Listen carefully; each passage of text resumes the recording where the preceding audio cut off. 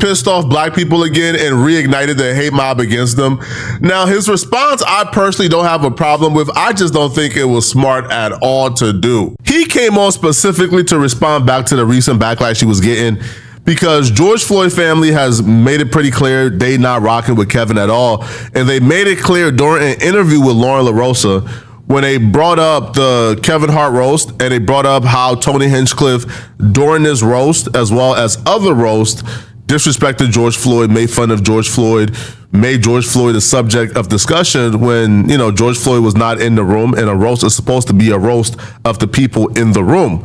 Now, he made this clear while talking to Lauren LaRosa, and George Floyd family also did an interview with TMZ. Thank you for joining me. Now, before we get into this, here's the thing. A lot of dead people were made fun of that night. Not just George Floyd, but George Floyd got like the most attention, if you will. I feel like we always have to have conversations around these things. So, you know, I apologize for that. But yeah, I think, you know, sometimes the conversations are needed for people to hear from you guys as George Floyd's family firsthand. So yes. I know you had saw some of the comments that we had made at the Breakfast Club in response to Tony Hinchcliffe and the George Floyd joke that was, you know, said at the Kevin Hart roast. You've done good though, Kevin. The black community is so proud of you. Right now, George Floyd is looking up at us all, laughing so hard that he can't breathe. And you wanted. Look, man, what do y'all think about that joke? Is that joke fair or foul? Put in the comments. Me personally, I get the atmosphere in which they're in which prior to that, a lot of deceased people were made fun of, including Cheryl Underwood's, I believe, husband who took his own life, Kevin Hart's mom and dad and his stepdad, Pete's father who lost his life in 9/11. So you have that, but everyone is up in arms about George Floyd. Kind of talk a bit about that. So just let me know, number one, did you watch the roast just as a Kevin Hart fan, or like did you hear about it afterward? I heard about it afterwards, and I understand a roast. Let me just clarify that. I understand a roast, and from what I understand about a roast is about what you joke about that person specifically. So the reason why I felt kind of uneasy is because I was trying to figure out what did that have to do? What kind of punchline was that? Y'all heard me co-sign those sentiments when I made my video on the joke. I just thought, like, how... I mean, the sentiments was for shock and awe. It was to shock people, and it did a good job. Now, whether y'all want to say it's appropriate or not, it's 100% in poor taste. But Tony Hinchcliffe makes these poor taste jokes, if you will, to promote a response. And on his end, it worked. And he can, trust me, he can care less. Now, we'll continue with what the brother had to say. You know, and you know, and I'm gonna speak from my point of view. Is comedy, a roast is a roast is without that one person. Comedy is to make people, you know, laugh and enjoy themselves. It's not supposed to be where you feel some type of way after you leave the room. You're supposed to leave with healing and happiness, you know, and that wasn't the case. And I'm speaking from my point of view about my brother and from my family, but I'm even going to go as far as the other topics with Bill Cosby. Those are other people's issues, and you don't know what kind of trauma and tragedy that family was going through. So stick to just who you supposed to be roasted. See, that's the thing, right? You know, like I don't think it's good to start policing comedy. You could just say, hey, that joke was in poor taste. But now it's like, well, we gotta cancel Kevin Hart because he ain't stick up for the George Floyd family, even though he like had a relationship with them. That's just my feeling on it. And, in us covering this, I started to kind of like research, because when I first saw the statement, there was a line about the rep who spoke out for Gianna and the George Floyd organization that said something about you guys, as the family, mentioning his obsession with your brother, with George Floyd. So it made me, in the room, Just Hilarious asked, like, well, was this the first time that he mentioned something? And I went back and I realized that he had gotten some pushback back in 2024 when he joked about George Floyd, or made a reference to George Floyd during the Tom Brady roast. Look like the final boss in George Floyd, the video game. Would it be in the second? I mean, that's the thing, right? Why did he do it? If I make a joke about someone and it gets me attention, which is what Tony Hinchcliffe wants, why would he not do it again? And you would think, because it's Kevin Hart.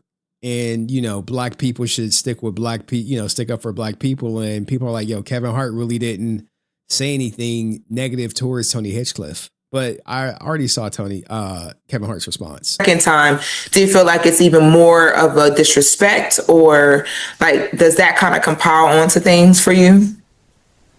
I would say it's totally disrespectful. It's totally disrespectful. But I think now here's the thing, right? I'm sorry, I'm skipping over Poetic Flacco, but he does have Kevin Hart's rebuttal. And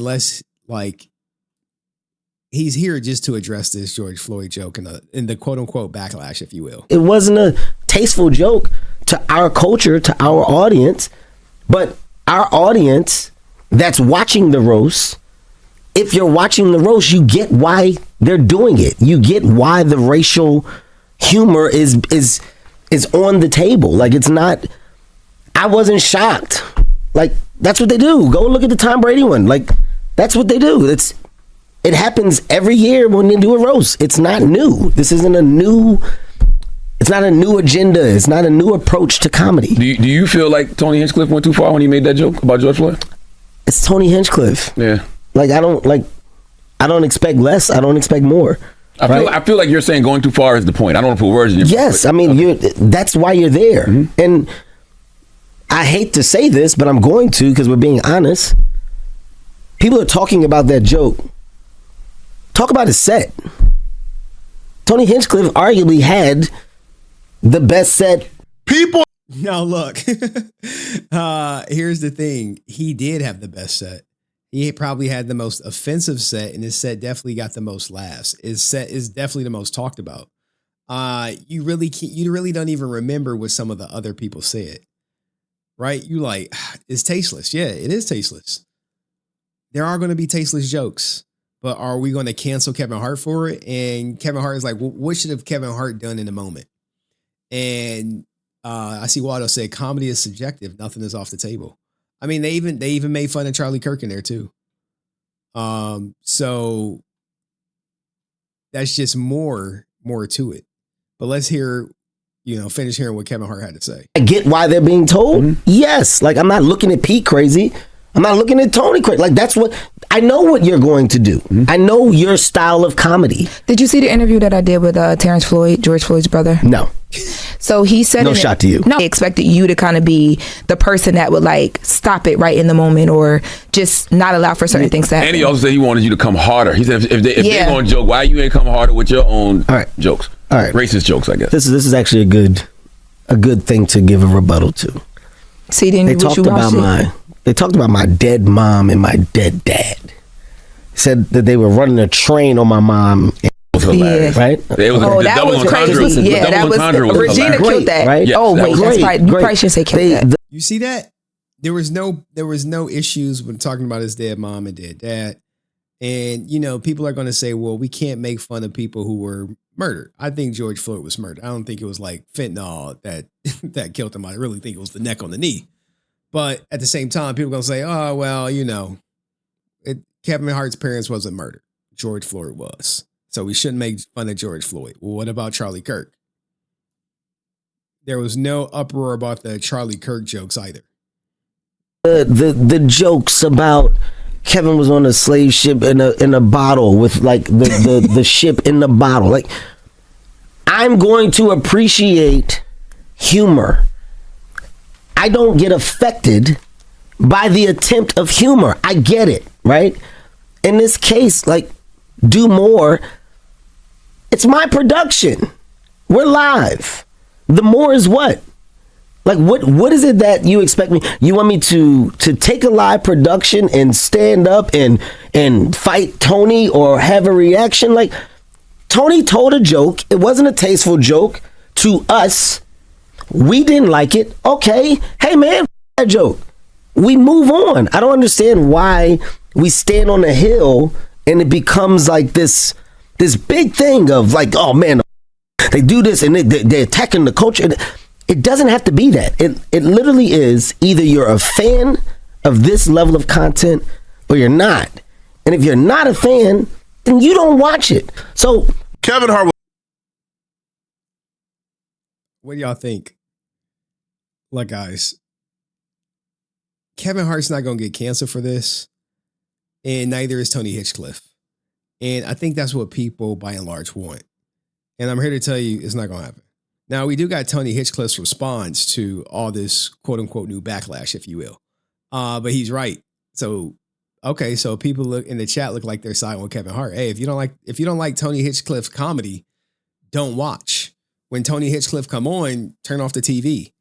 But if you keep the TV on and he offends you or say another tasteless joke, at what point you be like, well, why do I keep watching Tony? He's gonna look. I promise you this. He's gonna make another George Floyd joke at the next roast. Netflix is not gonna care. Whoever he's roasting is not gonna care, and he's probably gonna make more George Floyd jokes because it gets him attention. My last note for all attached to this is very simple. Okay, whatever the headlines or whatever the dialogue is, my rebuttal is simplicity. Remove me from it. I didn't say it.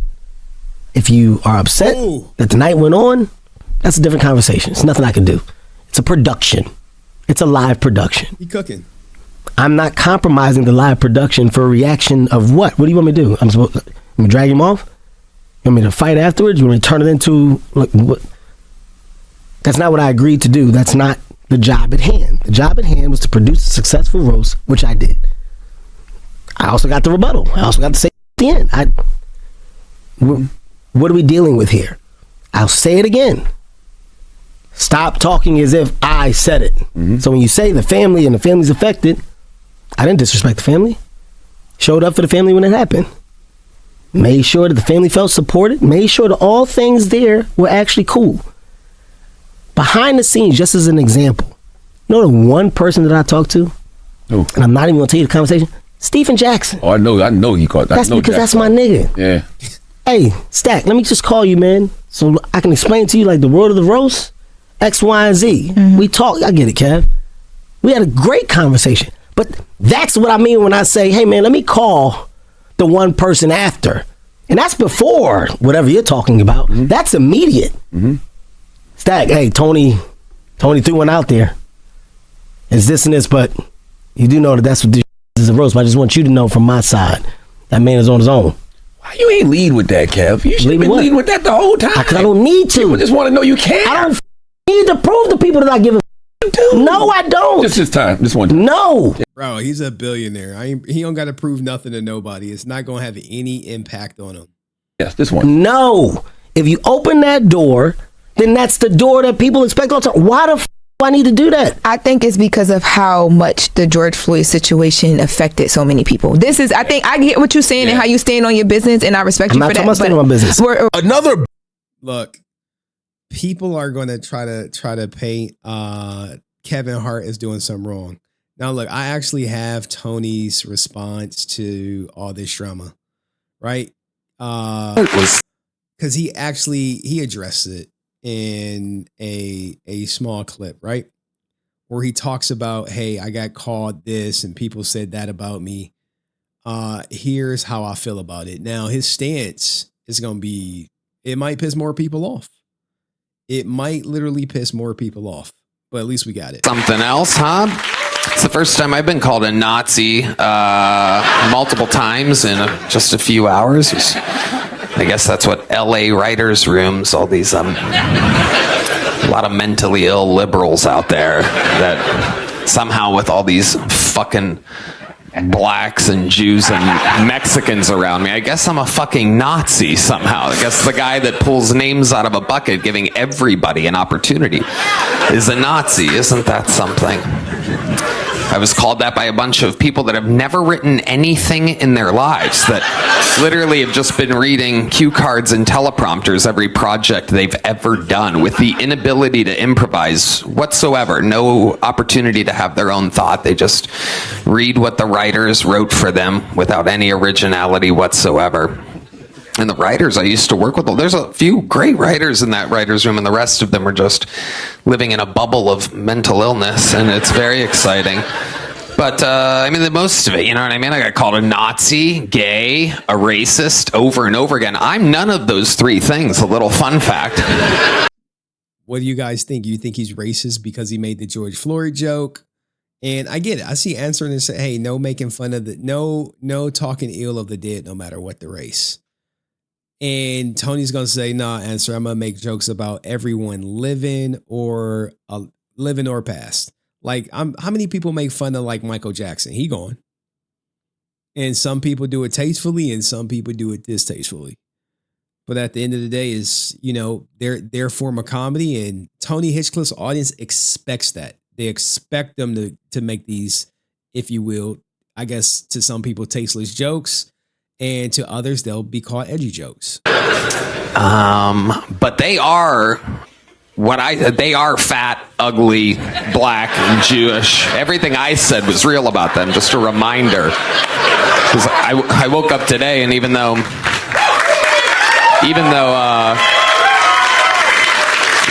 every human that I've seen told me that it was unbelievable. There's news articles, because the news isn't real. Nothing is real.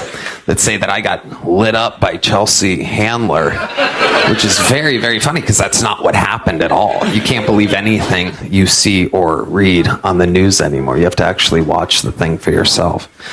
She was a bit of a cunt, I'll tell you that. She just kept coming at me over. She said I took the Saudi Arabia money. She was like wrong about things. Oh yeah, he never went. A lot of comedians went to Saudi Arabia, and for some people, they're against going to Saudi Arabia for the laws that they have that impact women. So they're like, no, I'm not going to go there and take all this money. And for some people, they're like, I was the biggest payday I ever had in my life, because they got the oil money. So Tony Hinchcliffe was like one of the few that didn't. But you had other people like Dave Chappelle, Bill Burr, Tracy, Ari Spears, pretty much your who's who went over there and took that big bag. The writers just didn't do her any justice. But then the teleprompter, the fun fact, the teleprompter only went down during my set. And it gave me a lot of opportunity to remind Chelsea Handler what she looks like and where her life is. Because she had it coming. You know, everybody wants to go up early in those things, and they put a lot of the people that they know will do good at the end, which is fucking bullshit, because some people turn off the television before that happens. Yeah, Chelsea Handler got cooked pretty bad because she definitely went to dinner with Epstein. And it's not even you could say that's a joke, but it's a fact. And it's indefensible, right? At this point, knowing everything that goes on, there's no rebuttal. But we do got what Chelsea had to say about it. And so what they don't realize, though, because they want to go up early when the crowd's all fresh, is that I'm sitting there watching what they're doing. So when Chelsea kept coming at me, I'm like, oh, I'm going to fuck this bitch up. I mean, you're so loud. It was so rough. I woke up looking like Chelsea Handler. That's how rough my night was. I just had like that Botox swollen, inflamed face that just, seems like you used to be successful 15 years ago and you're not anymore. You know what I mean? I just like felt like that. The worst feeling. Thank God. Then I just took a 2-hour nap and I was back to being one of the best in the world. And no, I'm kidding. Shut up. Now, Chelsea Handler, she responded. Like I said, guys, Tony could care less about this shit. Chelsea, she was actually on a show where she addressed this, and I believe this is Dean Cole's podcast. He's a good comedian. But she didn't hold back. She didn't hold back you expect her not to. But, what do you think she's going to say that's going to be so compelling that is going to change, the public perception of her?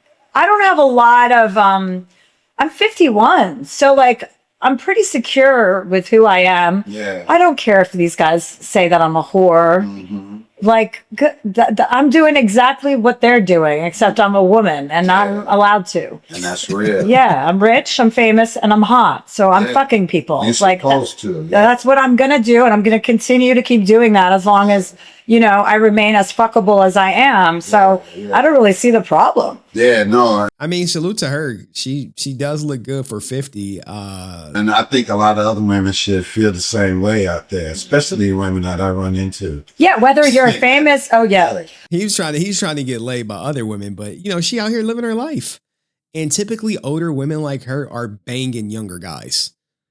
She's not banging 50-year-old guys. She's getting her back blown out, giving up them sweet Cinnabons. Giving that pink punani to your black man. Hey, don't forget, even 50 Cent hit that shit. Whether you're famous or rich, those don't apply. But like the idea that, like, what were they going to say about me? They couldn't say anything other than that I'm a whore or my age. I think that was the other thing that they went in. And you're like, well, okay.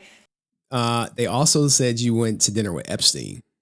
Those aren't jokes. That's not clever writing. And I knew they would be lazy because they do that for a living. And I knew enough about like Tony Hinchcliffe and Shane and their backgrounds. I had ex-girlfriends blowing up my DMs that had dated Shane and were telling me stuff about him. Mm-hmm. So based on that, I was like, oh, these guys are pretty bad. So you had something on him that you could have. Tell us now. What shit Shane? It's just everything we know, that they're racist, that they're bigots, that they're sexist, that they think they're like invincible, that they've been canceled for being like, Shane got fired from SNL, but then was on SNL years later. So he got fired. So what happened in between those two events? So he believes, this is per one of his exes, that he's invincible. He's like, doesn't matter. I can say anything I want. Yeah. Now, look, she getting her information from exes. Like, what ex is really going to have something nice to say about their ex-boyfriend, especially coming from the female perspective?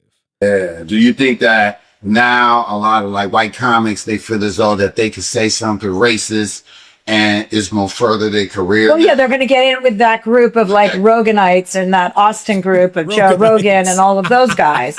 And I just, like, that's their MO. Even some girl comics have started to do it, to be like in with that group. Yeah. Yeah. So it's like they say this racist. Yeah, because I'm starting to feel that. I'm starting to feel like it's this thing that a lot of white comics are doing, and there's this group of them that's like they saying things and people, they get famous and then people get on their ass, but then there's another group going, hey, well, you're cool with us for saying what you say. Yeah. Now they become super rich and famous and they sell out all over. And it's like, I don't think anybody should be paying attention to that because, it's not happening like that on the other end. But they're becoming famous over this shit. What he's trying to say is conservative comedy is taking off. What do I mean by conservative comedy? I mean the comedy that slams liberals is gaining popularity. And as that gains popularity, people like Chelsea Handler, who slams conservatives in her set, are becoming less popular, less desirable. Comedy has become so political. I mean, what today is not, that you have to figure out, hey, which comedian you want to go see. You want to go see the one who voted for Trump or the one who's against Trump. That's literally what comedy has become now. I mean, look, guys, I just want to laugh. I don't care if you're making fun of liberals, conservatives. Hey, I ain't even vote. Let's get it. Yeah, for sure. So that's crazy. So with this whole, did you feel, did you like the shit they were saying up there though? Like, no, it was ick. It was gross. I don't find those jokes to be funny. Jokes about lynching black people or like lynching is not a joke. It's not, that's worse than rape. Like, you're not joking about rape, are you? Are you saying, I'm going to go rape you? You know, you can't do that, but you can say lynching? Like, I find that to be, I don't know, you know, people are like, it's a roast, you go for it. I'm like, you can go for it without being gross. Yeah. Like, I find that to be gross. I found them making fun of Cheryl Underwood's, like, dead husband who committed suicide. Like, skin color. You know, she's fine with that. If she says she's fine. Yeah, she was cool with it. Cheryl Underwood was like, oh, no, I get it. You know, but she comes from a different cloth, like way back in the day. She's been doing comedy longer than I've been alive. With that, she's fine with that. I wasn't fine with that. I thought that was disgusting too. Wow. But there was so much disgustingness that I knew it was going to be such a like gross vibe that I would be able to elevate it, no problem. Yeah. And that's what I went to do. I was like, all right, well, I'll pick it up because they're going to try and bring it down. Yeah. And Kevin didn't deserve that. He deserved like an elevated roast. Now, here's the thing. Kevin ain't complaining about the roast. That's the thing. Kevin is not complaining. And oftentimes you get people who complain on behalf of Kevin. Kevin's like, nah, I understood what Tony Hinchcliffe does and it was fine. Where she's like, no, Kevin deserved better. Kevin didn't say he deserved better. She said it. So let me ask you this. When you see other black people laughing at that, does it make you go, all right, whatever? Or do you think to yourself, what the fuck are they laughing at that for? I mean, I'm not here to tell black people what's funny about black jokes. Like, no, I'm not here in the world to do that. Like, I know enough to just, that's my opinion. I don't like that. I also don't like the N-word, but I have plenty of black friends who toss that around all the time. It's not my place to say, oh, that word makes me feel uncomfortable. Right. You know, black people are allowed to do whatever they want. If Kevin thinks that's funny, he thinks that's funny. I don't think it's funny. All right. Okay. I mean, you look, man, Chelsea said what I think people thought she would say. And at the end of the day, some people are going to be offended and some people are not. And you're never going to get it to where everyone laughs at the same joke, if you will. But I think the Tony Hinchcliffe, he's not getting canceled. Kevin Hart's not getting canceled. Chelsea Handler, she'll still be okay, even though she did have that dinner with Epstein. And I do notice how she intentionally avoided that in this interview, if you will. But, you know, what do you guys think? Were you offended by the George Floyd joke? Because if you were, then you should be offended by the Kevin Hart joke. The Kevin Hart joke they made about his parents, the joke about Charlie Kirk. The joke about Cheryl Underwood's husband, or are we just upset about George Floyd being made fun of? Let me know in the comments section. Make sure you hype the video. See you in the next one. Peace.